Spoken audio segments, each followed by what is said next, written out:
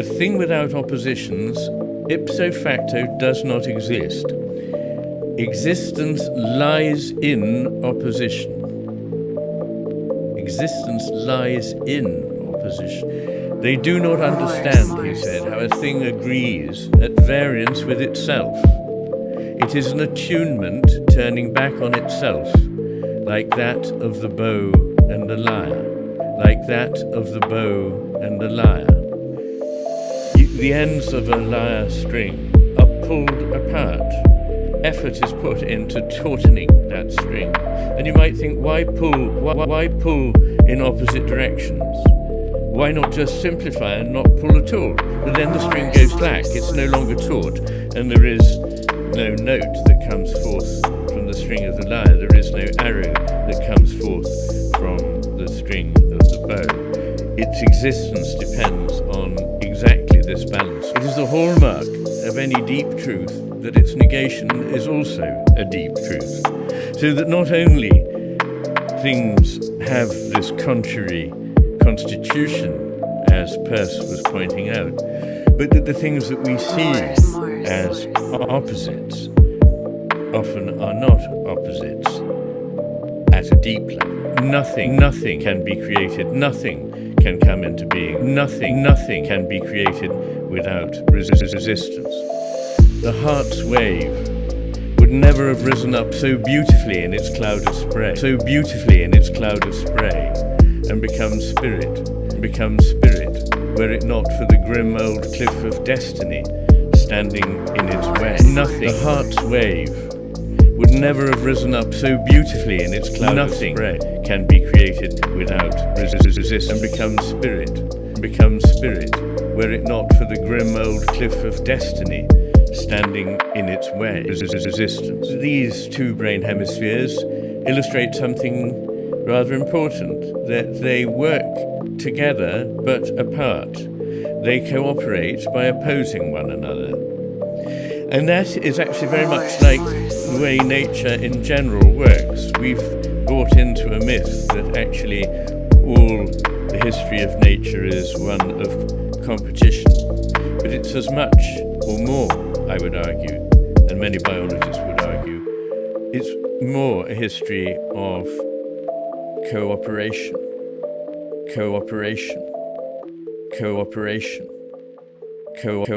We do live in a world in which we want to try and simplify.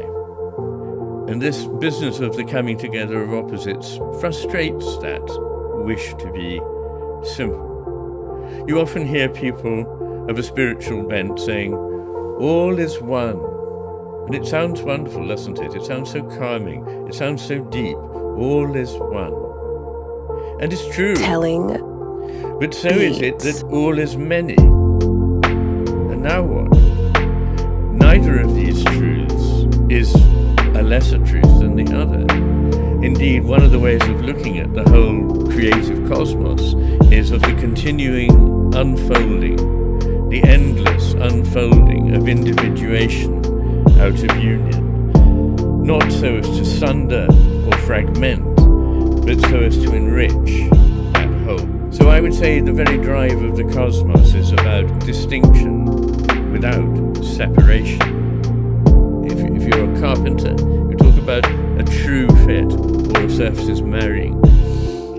Whole and not whole, convergent, divergent, consonant, dissonant, from all things one and from one things all. From all things one and from one things all. Whole and not whole, convergent, divergent, consonant, dissonant, from all things one and from one things all. From all things one and from one things all. It's hard to overestimate the richness of this fragment. It says so many things at once.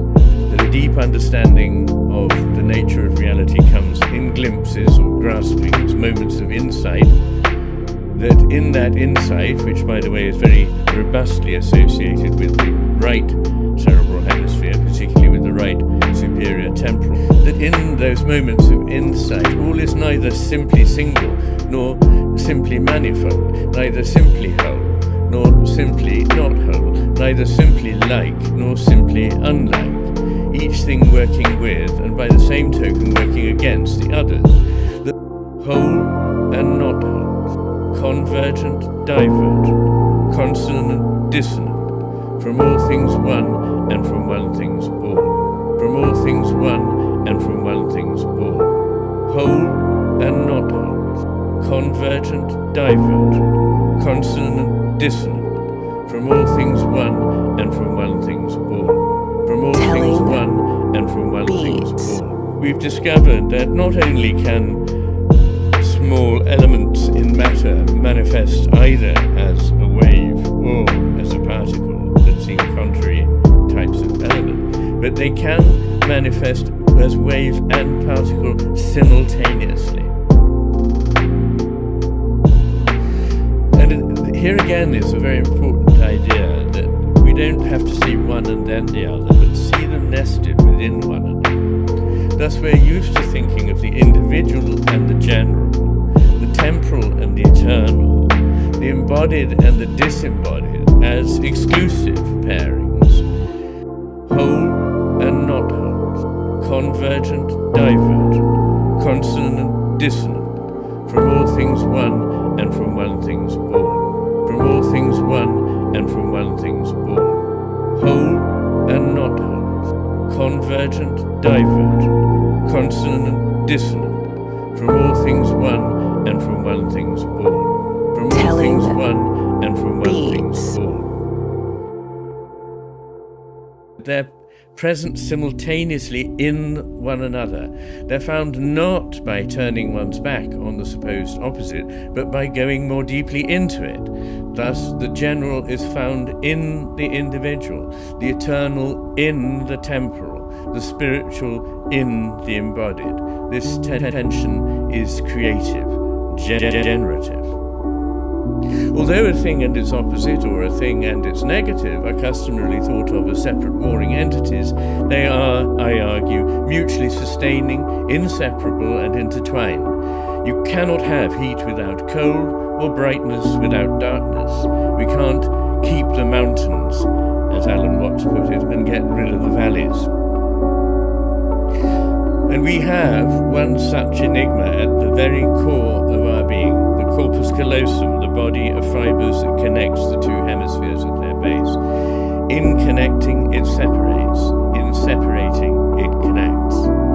And as if being intuitively aware of this, in the Upanishads, we read, "In the space within the heart lies the controller of all. He is the bridge that serves as the boundary to keep the different worlds apart."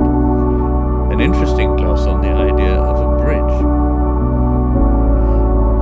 Quite a homely example of that, of course, is the eardrum. The eardrum separates one part of the ear from another, but without it we couldn't hear sound at all. It's actually caused by the vibrations, the reverberations, the to and fro movement of this separative element.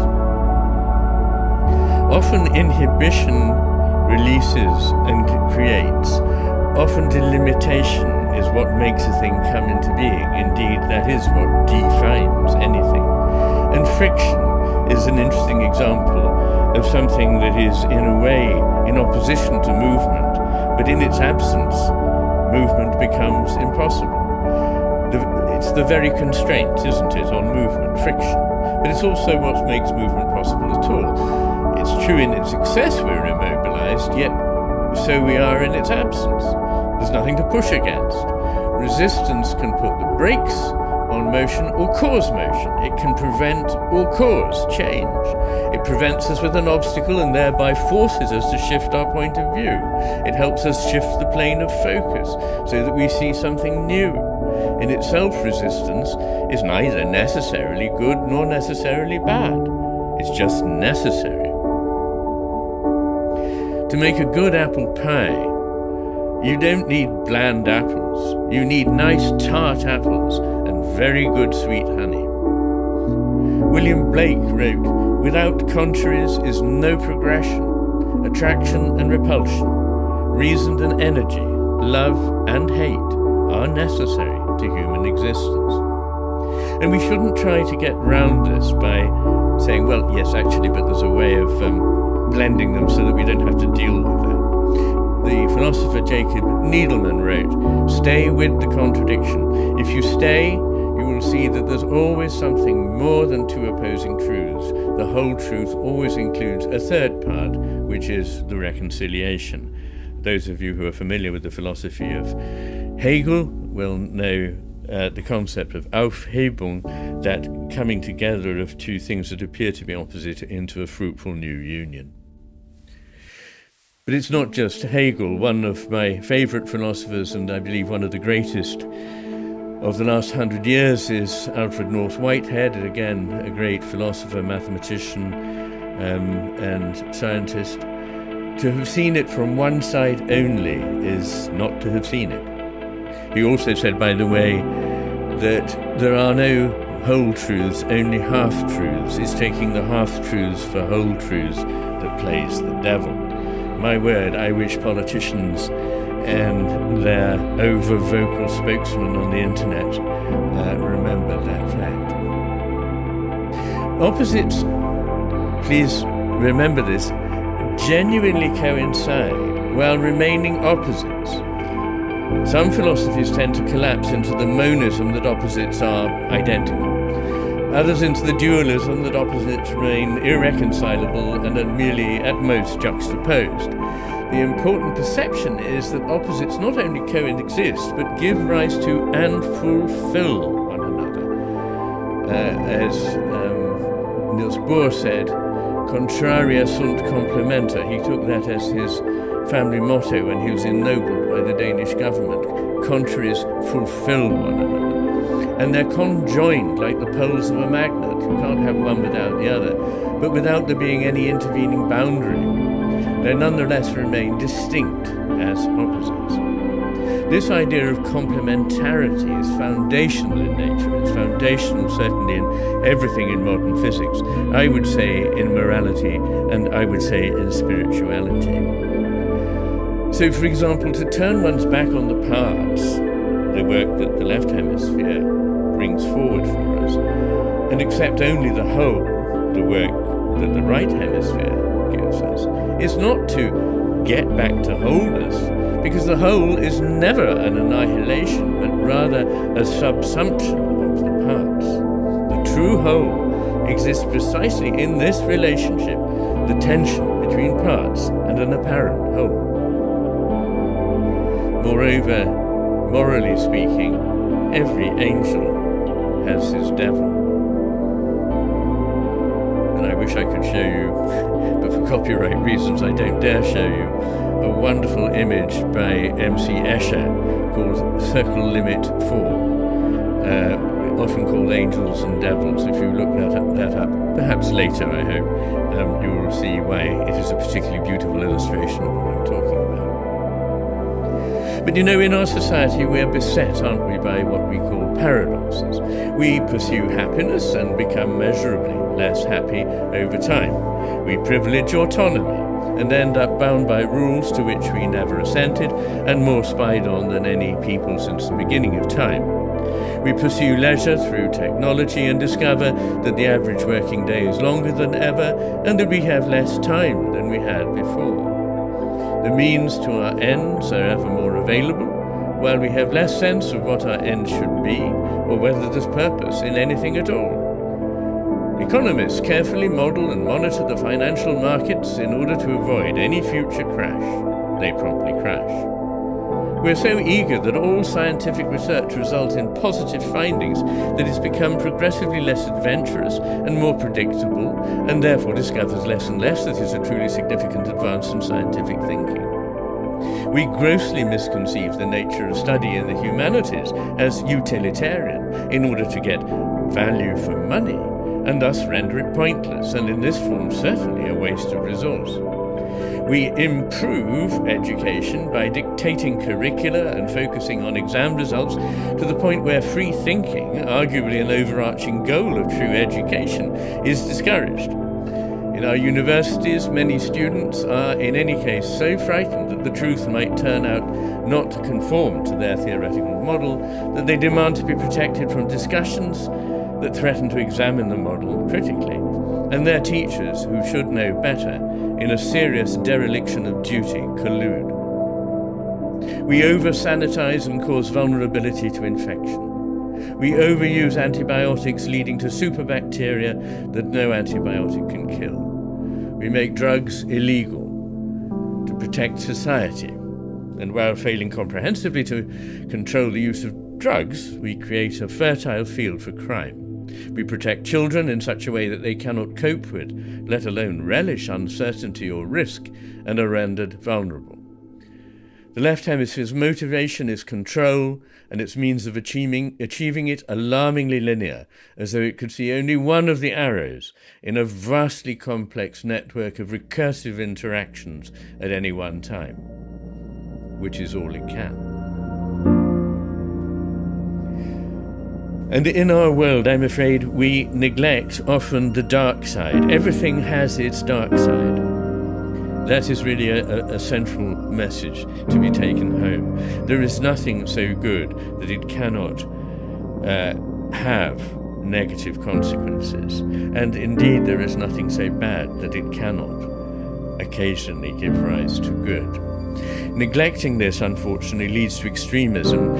As a psychiatrist, one of the hardest things to deal with is a person who believes they should be perfect and are therefore in denial about their imperfections.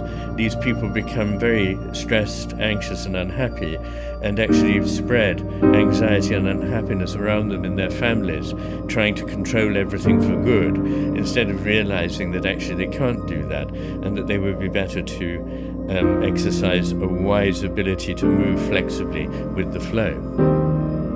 I realize that the straight line leads to the downfall of mankind, but the straight line has become an absolute tyranny. The straight line is something cowardly drawn with a rule, without thought or feeling. It is a line which does not exist in nature. And that line is the rotten foundation of our doomed civilization. The straight line is atheistic and immoral. It is the only sterile line, the only line which does not suit man as the image of God. The straight line is the forbidden fruit. The straight line is the curse of our civilization. Any design undertaken with the straight line will be stillborn. Today we are witnessing the triumph of rationalist know-how, and yet at the same time we find ourselves confronted with emptiness, an aesthetic void, a desert of uniformity, criminal sterility, loss of creative power. Even creativity is prefabricated. We have become impotent. We are no longer able to create. That is our real illiteracy. The chief told him that the white man was doomed. When asked why, the chief took both hands before his eyes and, Jung imitating the gesture, moved the outstretched index fingers convergingly towards one point before him, saying, because the white man looks only at one point, excluding all other aspects. William Blake thought that there even must be sorrow in heaven if there was to be joy. And in a well-known poem he wrote, "It is right that it should be so. Man was made for joy and woe.